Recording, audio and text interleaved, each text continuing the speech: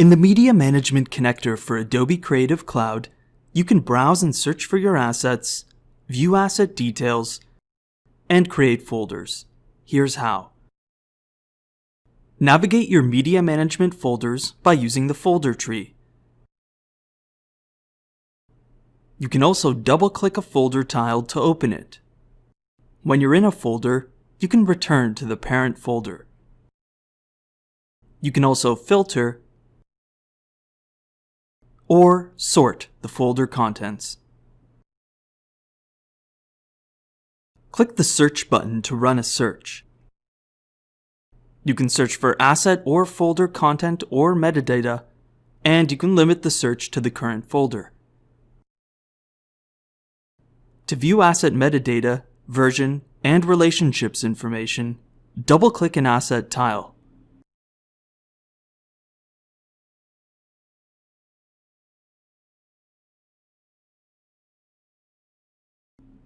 To create a folder, click the Create New Folder button.